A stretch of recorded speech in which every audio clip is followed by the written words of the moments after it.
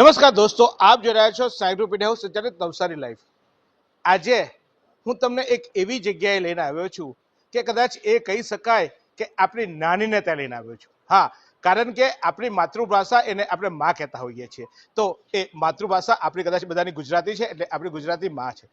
અંગ્રેજી જે બહારથી આવેલી છે એટલે આપણે એને કદાચ માસી કહી શકીએ, પણ આ બધી ભાષાઓની મહા એટલે કે એનો જન્મસ્થાન તો એવું કહેવાય છે કે એ સંસ્કૃતથી થયો છે। એટલે સંસ્કૃત આપણી નાની કહી શકીએ, કોઈ ભાષામાં બા કહી શકીએ, કોઈ ભાષામાં દાદી કહી શકીએ, કારણ કે કોઈ લેંગ્વેજમાં આપણે કોઈ આપણા જે મમ્મીના મમ્મી અથવા તો પપ્પાના મા હોય એને બા કહેતા હોઈએ છીએ, નાની કહે છે। તો હું આજે તમને લઈને આવ્યો છું નાની પાસે, એટલે કે સંસ્કૃત પાસે। હા, નવસારીની વિદ્યાકુંજ સ્કૂલ ખાતે આજે એક વિશેષ કાર્યક્રમનું આયોજન કરવામાં આવ્યું હતું, અને એ કાર્યક્રમ હતો સંસ્કૃતના જે શ્લોક રત્નો છે એને એવોર્ડ આપવાનો। અને આ છેલ્લા ઘણા વખતથી આ શાળામાં ચાલી રહ્યા છે આ પ્રકારની પ્રવૃત્તિઓ કે જે સંસ્કૃત ભાષાના શ્લોકો અને એ શ્લોકો શીખવવામાં આવે છે અને એના લેવલ તૈયાર કરવામાં આવે છે। અને એ લેવલ હોય છે ફર્સ્ટ લેવલ, સેકન્ડ લેવલ, અને 10મા લેવલે જ્યારે પહોંચે છે ત્યારે એમને શ્લોક રત્નનો એવોર્ડ આપવામાં આવે છે। ત્યારે કદાચ હું તમને બોલીશ, મને તો પહેલાં તો આ છોકરીને જોઈને એના પરથી મને જ્વેલસી થાય છે। હું એમ કહું છું કે હું બહુ જ્ઞાની છું, બધી ભાષાઓ મને આવડે છે, બધું મને જ્ઞાન આવડે છે, અને તમે જુઓ છો તેમ બધામાં હું ચાપલુસાઈ બી કરતો હોઉં છું કે આમાં આમ ને આમ આમ, પણ આની સામે આવતા મારી બોલતી બંધ થઈ જાય છે, કારણ કે મને સંસ્કૃત આવડે છે। હા, સંસ્કૃત મને આવડે છે, પણ એ સંસ્કૃત બોલતા આવડે છે, સંસ્કૃત શબ્દ બોલતા આવડે છે, સંસ્કૃત ભાષા બોલતા નથી આવડતી। અને આ છોકરી ચોક્કસ, પહેલા તો બેટા શ્લોકથી એક શ્લોક મત સંભળાવી લે। આ છે શ્લોક રત્ન, જે આખા વિશ્વમાં પ્રથમ આ છોકરી અહીંયા નવસારીની આપણી દીકરી શ્લોક રત્ન થઈ છે, અને એ આજે એને એવોર્ડ મળ્યો છે। એક શ્લોક પહેલા તો બેટા, પછી તારું નામ ને પછી પૂછીશું, પહેલા તો તારી પાસેથી જ્ઞાન મેળવવું છે મારે। जटाटवी गलज्जल प्रवाह पाविदस्थले गलेवलम्ब्य लम्ब्यताम्बुजङ्गतुङ्गमालिकां डमड्डमड्डमड्डमड् निनादवर्धमर्वयं चकार चण्डताण्डवं तनोतु न शिव शिवम्।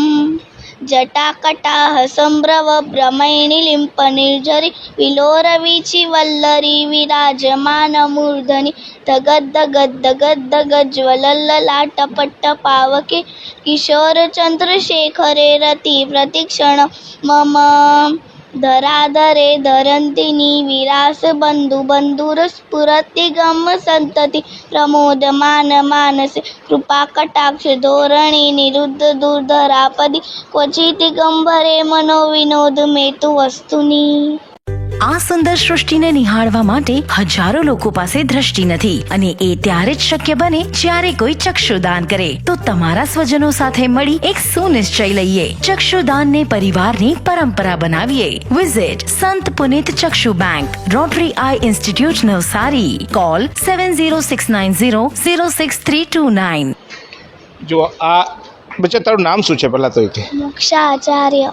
મોક્ષા ને આચાર્ય, એના નામમાં જ કદાચ ગુમ છે। આપણને મોક્ષ અપાવે એવું એનું નામ છે, મોક્ષા, મોક્ષ અપાવનાર મોક્ષા અને આચાર્ય। કારણ કે એવું કહેવાતું હતું કે આપણે પહેલાં, અત્યારે ટીચર બીચર આવ્યું ભાઈ, અત્યારે પહેલાં માસ્તરદા કહેતા હતા આપણે, અને માસ્તરદા પહેલાં અસલ તો આચાર્ય કહેવાતા હતા, કે જે આપણને શીખવતા હતા આપણી લેંગ્વેજના। તો એનું નામ છે, કદાચ એને માતા પિતા જો અહીંયા હોય તો એમને પણ વંદન, કે એમની ફોઈ જે હશે તેને જે નામ પાડ્યું છે મોક્ષા આચાર્ય, એ ચરિતાર્થ થયું છે। નામ મેં ક્યાં રખા હૈ, પણ નામ મેં એ રખા હૈ, કારણ કે શિવ તાંડવ જેવો કપડો શ્લોક આપણને સાંભળતા 500 વાર સાંભળીએ ને તો એ 2 લીટી નથી આવડતી હોતી, એની સાથે મમરાવતા નથી હોતા। હા, આપણે બધું પેલા ઇંગ્લિશમાં તરત આપણે બધા બોલતા થઈ ગયા, પણ આ નથી આવડતું, અને આ શ્રેય જાય છે આવા તો આ એટલા એક બે નહીં, અહીંયા 500 એવોર્ડ્સ છે, 500 એટલે 50 જણાને અહીંયા આ વિદ્યાકુંજના 50 જણા લોકો આ એવોર્ડથી સન્માનિત થયા છે। અને આ એવોર્ડ બહુ જોરદાર એવોર્ડ કહી શકાય, કારણ કે આજે બહુ બીજા બધા એવા એવોર્ડ છે કે જે આપણે કોઈ અલગ રીતે મેળવી શકીએ, આ બુદ્ધિ ક્ષમતાથી એવોર્ડ મળતા હોય છે। અને એ એવોર્ડ છે સંસ્કૃત શબ્દ, સંસ્કૃત શ્લોકોના મહત્વ જાણવા માટે,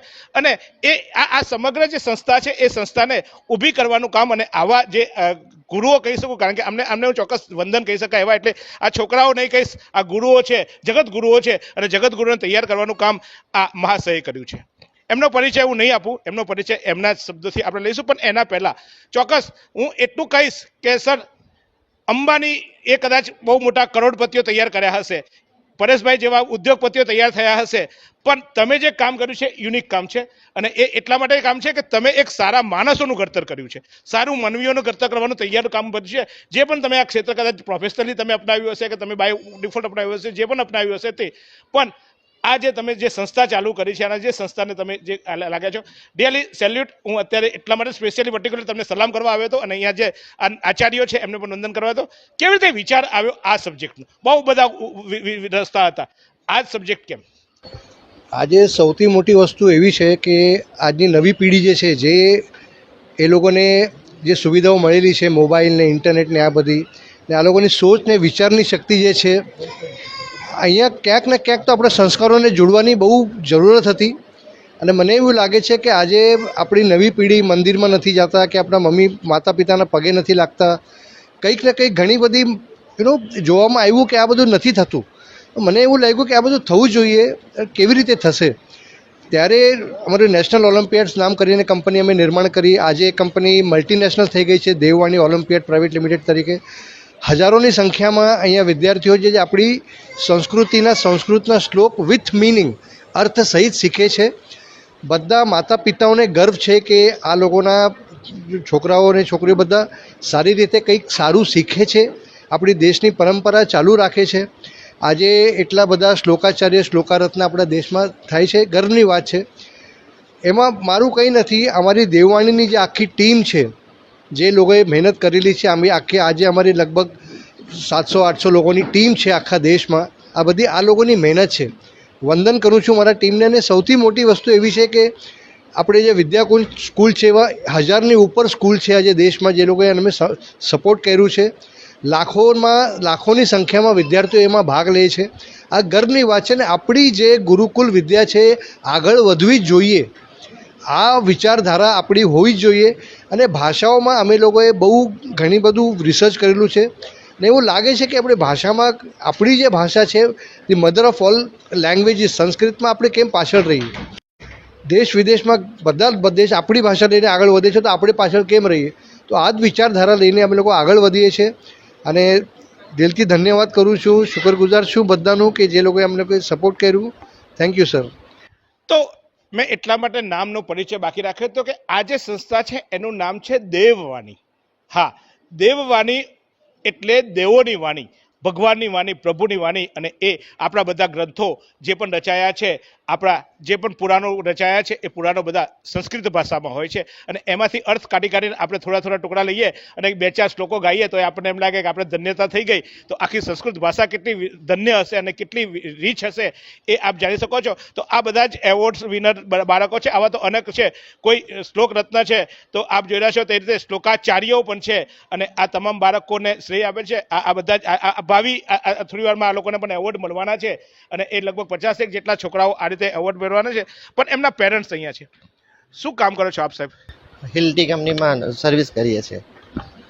તો હિલટી કંપનીમાં તમે નટબોલ્ટ ફિટ કરતા આ તમારા દીકરાને આ સંસ્કૃત શીખ્યું, કેવું લાગે છે તમને? તમારી દીકરી જ્યારે બોલતી હશે સંસ્કૃત ત્યારે? અમે જ્યારે સ્ટાર્ટિંગમાં કર્યું હતું ત્યારે થોડું એટલે બોલતા, હવે એટલું ફ્લુઅન્ટલી બોલે છે કે હવે આપણે પણ એમ અચરજ થઈ જાય. ને એ લોકો જે શ્લોક બોલ્યા છે, દુર્ગાષ્ટમ ને શિવ તાંડમ, તે આજ સુધી અમે પણ હજુ નથી કરી શક્યા. ને એટલું એ લોકોનું બ્રેન ડેવલપ થાય છે ને કે અમે પણ એક વિચાર કરીએ છીએ કે એ લોકો કેવી રીતના કરે છે. ચોક્કસ. તો આ જે આ બાજુ દેખાય આ દેવાચાર્યો છે, તો આ બાજુ દેવગુરુઓ છે. કારણ કે આ બધા પેરેન્ટ્સોએ એમના બાળકોને આ લેંગ્વેજ શીખવવા માટે મોકલ્યા છે. અને તાજુબ એ થાય છે કે કદાચ આમાંથી કેટલાને સંસ્કૃત આવડે છે? વાહ! તો ચોક્કસ જો આ બધા સંસ્કૃત શીખવાવાળા બી ઘણા છે. પણ મારા ખ્યાલથી એક જ જણ છે, બાકી બધા કોઈને આવડતું નથી. પણ એમના દીકરાઓ અધૂરા સપનાઓ પૂરા કરવા માટે આજે બધા બીજું કામ કરતા હોય છે. પણ ચોક્કસ અહીંયા આપ જોઈ રહ્યા છો તે રીતે કે આ લોકોએ પોતાના અધૂરા સપના કે સંસ્કૃત મારું બાળક શીખે, એક અલગ પ્રકારનું ગર્વ મેળવવા માટેની કામ આ લોકો કરે છે. પણ ચોક્કસ એક બેનને સંસ્કૃત આવડે છે, તો ચોક્કસ એક સંસ્કૃત શ્લોક તો એની પાસે સાંભળવો જ બનતો હોય છે. અને એ પણ ચોક્કસ. બેન, શું નામ છે તમારું? સુમેલાબેન, એક સંસ્કૃતનો શ્લોક સામાન્ય નાનો. તમેવ માતા પિતા ત્વમેવ, તમેવ બંધુ સખા ત્વમેવ, તમેવ વિદ્યા દ્રવિણમ તમેવ, તમેવ સર્વમ મમ દેવ તમેવ. ચોક્કસ. તો જુઓ, આ બાળકના માં એ પાછા મુસ્લિમ સમુદાયથી છે. માફ કરજો, અહીંયા ધર્મને કોઈને ખેંચવા નથી માંગતો. પણ સંસ્કૃત એ એવું કહેવાય છે કે હિન્દુ ભાષા ને હિન્દુની પણ માં નાની છે. અને એ ઉર્દુ પણ એમાંથી સંસ્કૃતમાં નીકળી છે, ચોક્કસ ઇંગ્લિશ પણ સંસ્કૃતના જ શબ્દો નાગરી, કારણ કે દેવનાગરી જે લેંગ્વેજ છે એમાંથી જ આ બધા લેંગ્વેજો તૈયાર થઈ છે અને દેવનાગરી એટલે કે આપણી સંસ્કૃત. તો આવો ખૂબ સુંદર કાર્યક્રમ આયોજ્યો છે અને આ શ્લોકાચાર્યોને વંદન કરીએ, કારણ કે આ છે આપણી ભાવિ પેઢી અને આ ભાવિ પેઢી ચોક્કસ આપણા માટે ગૌરવની વાત છે. તો એકવાર જોરદાર એમને બિરદાવીએ. અને આ સમગ્ર જે આપ જોઈએ છે નાના નાના બાળકો પણ અહીંયા સંસ્કૃત શીખે છે. તો આ તમારા બાળકો જો બાકી રહી ગયા હોય તો નવસારીની મોટાભાગની સ્કૂલોમાં હવે આ ચાલુ થઈ ગયું છે. તો તમે વિદ્યાકુંજમાં તો છે જ, પણ કદાચ તમને એમ થાય કે મારા બાળકને મેં હારી સ્કૂલમાં એડમિશન અપાવ્યું હતું તો સારી નહીં, બધું સારું દેખાય એટલે કે સારું મોટું દેખાય એ બધું સારું નથી હોતું. પણ ત્યાં પણ તમારે જો આગ્રહ કરો તો આ સંસ્કૃત ભાષા તમારું બાળક શીખશે અને ચોક્કસ બાળક શીખશે તો બાળકનું જનરલ નોલેજ તો વધે જ છે, બાળકનું એક આઈક્યુ વધે છે અને સાથે સાથે બાળક પોતાના જમીન પર પગ રાખીને ચાલતો શીખે છે, કારણ કે હવામાં ના ઉડે.